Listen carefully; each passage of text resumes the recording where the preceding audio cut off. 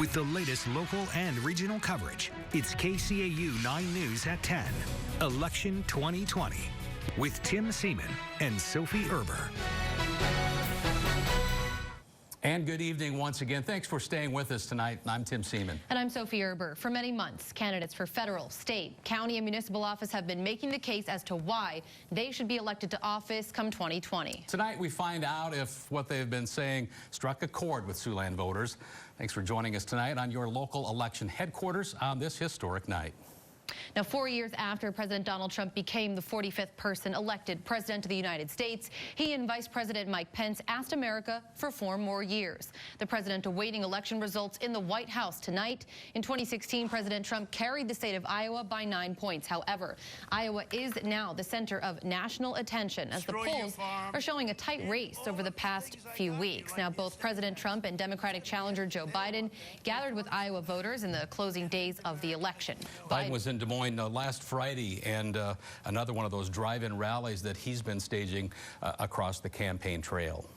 So let's take a look now at the race for the White House. Again, this race too early to call, but we do want to give you the very latest numbers as they roll in. Looks like President Trump with 51% of the vote over his challenger, Joe Biden, on the Democratic ticket. In this race, Biden finished 4th in the Iowa caucus, important to note. Meanwhile, President Trump did lead Iowa by, as we mentioned in the 2016 race, by 9 points. And while this race in Iowa is close, not unexpectedly, both Nebraska and South Dakota this evening falling easily in the Trump column for wins. Both of those races called less than an hour ago. Now, last week, we partnered up with our Des Moines sister station for the next our Iowa Red America, Blue America poll. A check of those results shows President Trump made up some ground in Iowa in the final days of the campaign. The poll results showing Biden with 50% support in Iowa at the time. President Trump closely behind him, 46% supporting his second term, 2% in each saying they were undecided or supporting someone else this time. So an interesting comparison there to see those preliminary results rolling in at this hour. And now we want to turn to the Iowa U.S. Senate race where 4 candidates were on the ballot. Of course, incumbent Republican Joni Ernst, the Democrat, a newcomer to Iowa politics, Teresa Greenfield, Libertarian Party candidate Rick Stewart, as well as Suzanne Herzog. And the numbers there continue to roll in. About 24% of the votes have been tallied, with Greenfield with that about 100,000 vote advantage at this point, 474 to 377.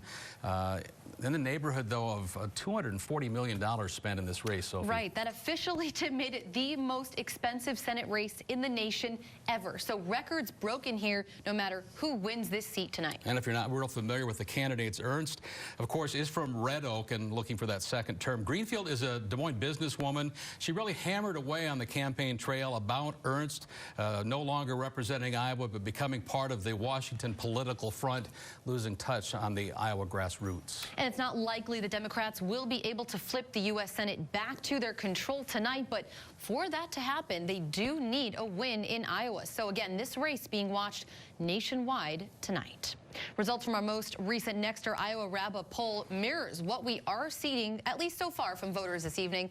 The poll showing Democrat Teresa Greenfield leading Joni Ernst with support from 51% of Iowans. 45% say they wanted the Republican incumbent, Joni Ernst, to be reelected. Just 4% of RABA poll participants say they're undecided about their vote. Again, this was 2 weeks ago when the survey was conducted. And the role that coronavirus has played in this election is really unmistakable. And as those 2 Senate candidates gather in Des Moines tonight, we're being reminded of that. And there is a lot of enthusiasm here from the Iowa GOP and their supporters. They're describing their emotions at this hour as cautiously optimistic. In fact, Iowa GOP Chair Jeff Kaufman told me that he sees a lot of positive early signs, more so for victory than he did see in 2016. As you could hear that crowd noise, that buzz, that anticipation that we're used to on election night here, the only sound in the room when reporters aren't talking, it really is just silence, because right here at the Hotel Savory, only media allowed to this election night watch party. Joining us to sort through the returns and provide a little bit of insight. You might recognize him if you stuck with our coverage this evening. KCAU 9 political analyst, Dr. Jeff Vanderwerf from Northwestern College. Welcome back. Thank you very much. Good to see you. Let's talk about this Senate race. Ernst won the seat 6 years ago. Sure. Looked strong throughout those 6 years for the most part.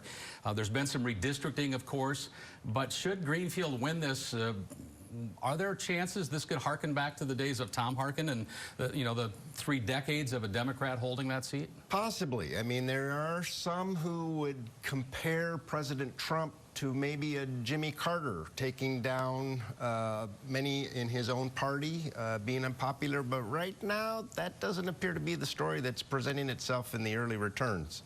I think President Trump is doing better than expected. There's not going to be any blue tsunami. Who knows if there's going to be a red wave? Might just be a purple bath. Purple bath. I like that term. That's a new one tonight. Thank you, Jeff. We're going to be checking back with you throughout the night, so you get just a little bit of a break. First, we want to check in with some of the other federal races captivating Siouxland voters this evening. Of course, that does feature the 4th congressional district race. This one's been controversial since the June primaries, but for the first time since 2002, Republican Steve King not on the ballot. He held office there for, again, almost 2 decades. Fellow Republican and State Senator Randy Feenstra of Hull easily beat King in that June primary after serving in the Iowa Senate since 2009.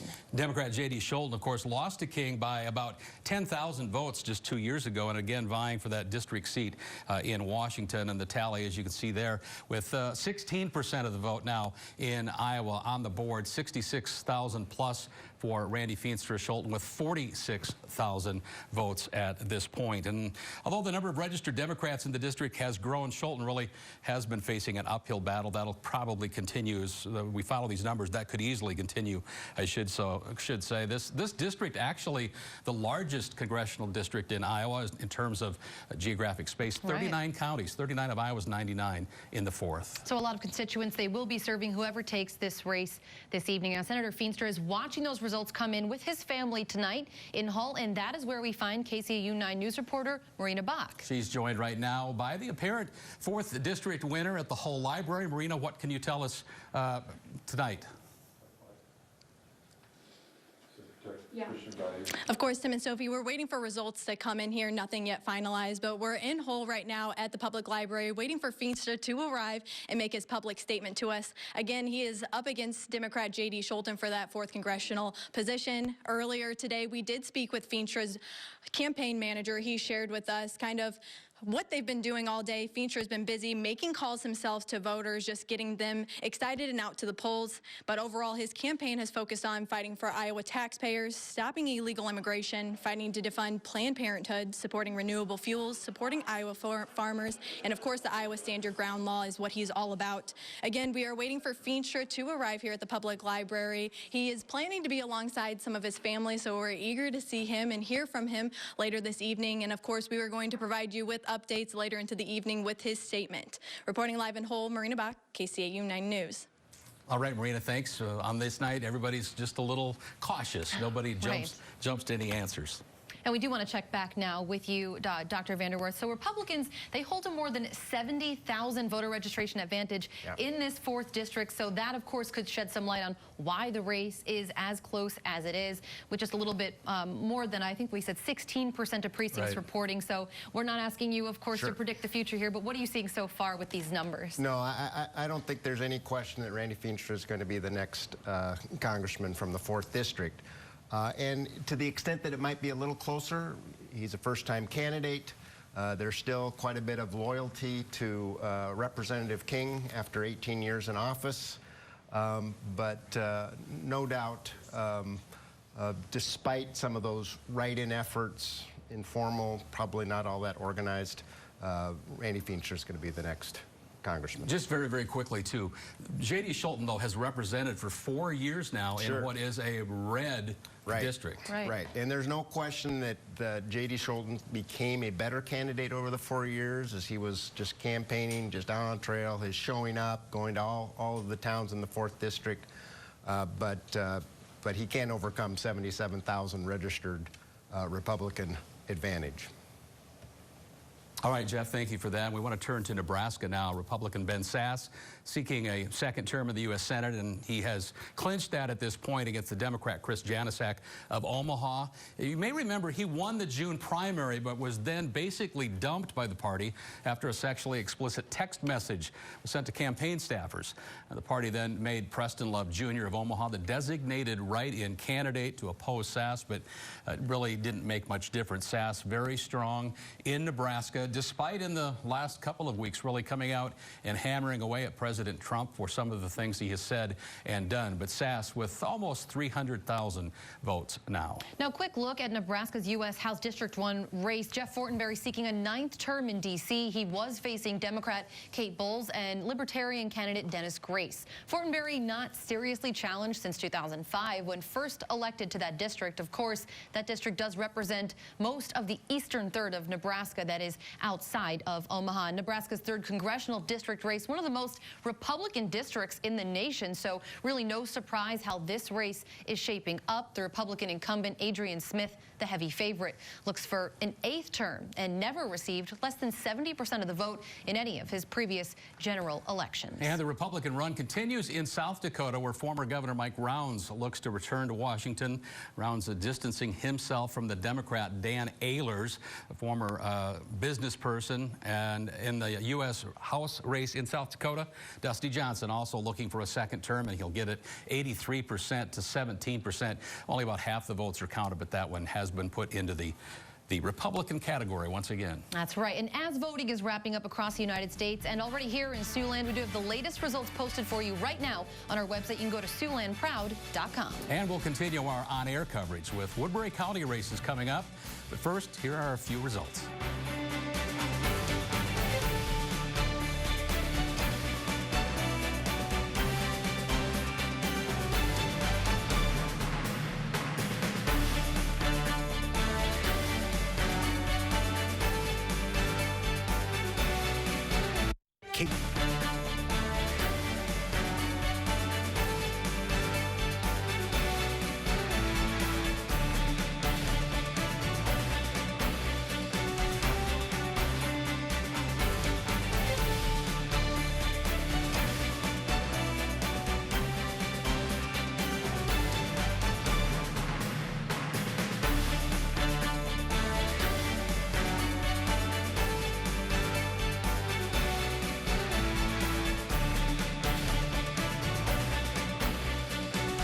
Welcome back, and thanks for sticking with us to be your local election headquarters. While federal races do get the most attention on nights like this, election officials at the local level often have the most direct impact on the daily lives of Siouxlanders. And for an update on what's happening here in Woodbury County tonight, we want to go live now to the Woodbury County Courthouse downtown. KCAU 9 reporter Hannah Adamson has results from the courthouse. Hannah, what's the scene there tonight?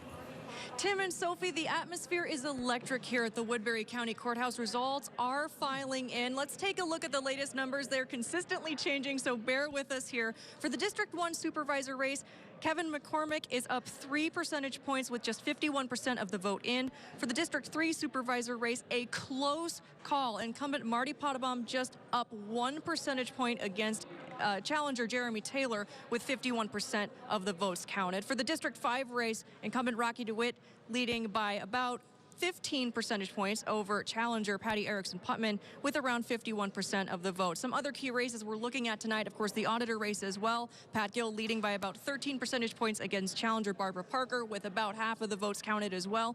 And then 2 other races, of course, we're keeping a very close eye on tonight. The state district races, both District 13 and District 14. In District 13, incumbent Chris Hall now leading 61 percentage points against challenger Ernest Jigueroa with about 38 percentage points with about half of votes counted as well. And then finally, certainly last but not least, State District 14, Steve Hansen is now leading again another close race against incumbent Robert Henderson with 41 percentage points with about half of the votes counted. Now live here with me is Steve Hansen. Steve, thank you so much for joining me. Absolutely. Good to be here. What's going through your head right now? Well, you know, I've always said it's always fun at election night, but not as much when you're a candidate. But, you know, it's kind of what we thought. The numbers would be close, but the absentees make a big difference. We ran a real good absentee ballot campaign, and you can see the results went from about 500 down to about 2,000 up. So that's significant. And you know, a lot of people work on campaigns that you never see. The people that put the yard signs up, the letter writers, the phone callers. So I'm sure there's a lot of people on edge at home watching the TV right now, just saying, "Come on, 4 more precincts." So. Exactly. And then with just half of those votes, are you confident with the rest of the count that still needs to come in? Well, no, you're never confident until the you know, the bell rings. Whatever your sports cliche is, use it. But no, I'm feeling good about it. But there's 4 more precincts to go, and but I think it's looking pretty good at this point. Sounds good. Steve, thank you so much for joining me. Thank you. Now, again, want to remind folks, all results are unofficial until the County Board of Supervisors, canvasses those votes. Again, be sure to stick around. We will have updated results throughout the evening. Reporting live from the Woodbury County Courthouse, Hannah Adamson, KCAU 9 News. All right, Hannah, thanks for that. Things quickly quieting down there, but the weather department, things are warming up. Yeah, things heated up all day here, and we do want to get a quick word from Chief Meteorologist Scott Larson on this election night. It looks like a return to summer on this election day. Well, thanks, Tim and Sophie. We had a high of 79 this afternoon, just 2 degrees short of the record high as we look outside on the Port Neal Welding Company camera from our KCAU 9 studio, falling to a low of 37 degrees tonight with a clear sky. And tomorrow it looks like we're going to be close to record high temperatures once again, 77. Warm and sunny weather for our Wednesday. A quick look at the 9 on 9 forecast reveals that we will have sunshine, high temperatures flirting with 80 degrees both Friday and Saturday. A strong breeze kicks in this weekend. We cool things off with a chance of rain beginning on Sunday, changing over to a wintry mix on Monday. Tim and Sophie? Thanks a lot, Scott. And remember that we have the latest election night results posted on our website at SiouxlandProud.com. And we continue our on-air coverage coming up, but first, here's just a few more results.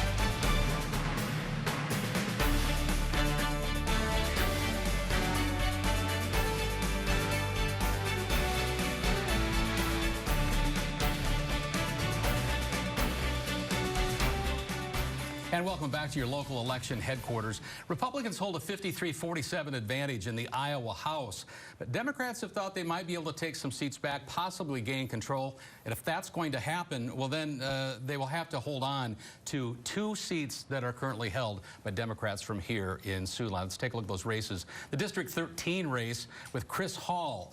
It's a seat he's held since 2011, and he'll be apparently heading back to Des Moines. He's out in front 60-40 with about half of the votes counted in that race. And then in the District 14 race tonight, Steve Hansen, who we heard from just moments ago, looking to return to Des Moines after being there for many years. He was there at the legislature since '86 all the way to 2002.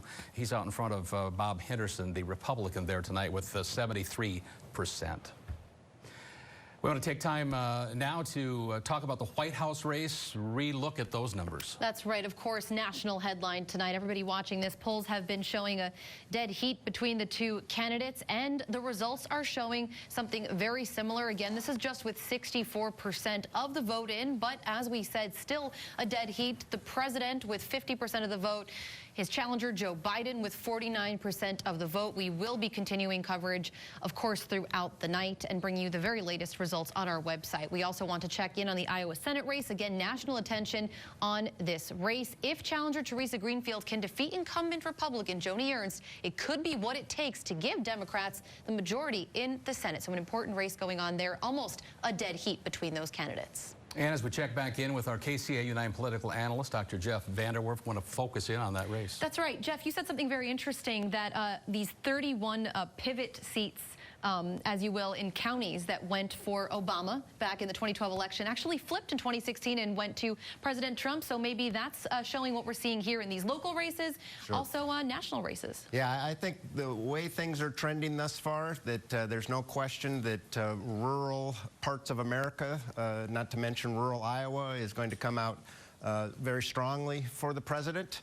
and he's going to hold on to a majority of those pivot counties and likely eke out a win in Iowa, which will be good news for Joni Ernst and a lot of down-ballot candidates, including those folks that want to hold on to Republican control in the Iowa House.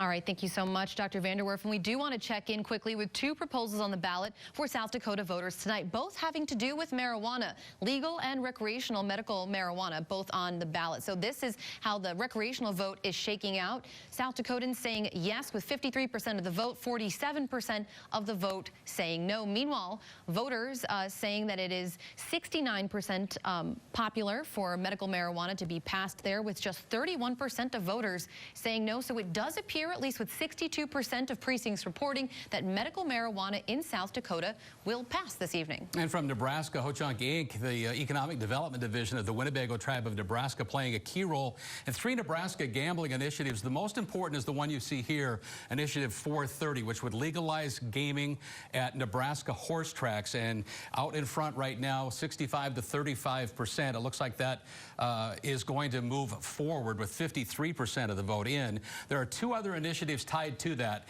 This initiative would explain the taxation of the proceeds from gaming. That's also headed towards victory. The third is Measure 431, and this is how the funds would be distributed. And this one with even more support, 69 to 31, with about half of the votes in. Only the first measure needed to be passed for gambling to proceed. But tonight, a big win, apparently, for those backers of expanding gambling inside the state of Nebraska. That's right. And as voting does wrap up across the United States, and of course here in Siouxland, we have the latest results posted for you on our website right now, SiouxlandProud.com. And we'll wrap up our on-air coverage coming up. But first, here are a few more results.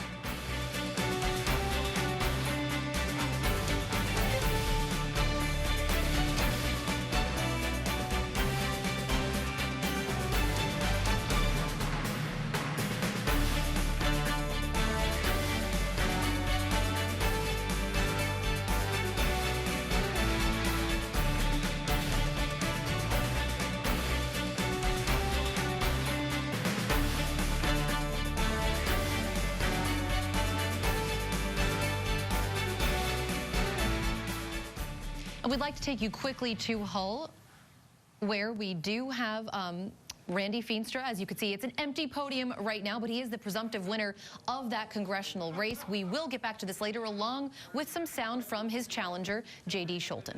Feenstra, a 3-term state senator here in Iowa, now looking to go to Washington to represent this 4th district. We'll be back yet tonight, and don't forget the latest election returns can be found at SiouxlandProud.com. And we'll see you at 11:25. For now, election night coverage continues with ABC's David Muir. Thanks for joining us, and have a great night. Good night for now.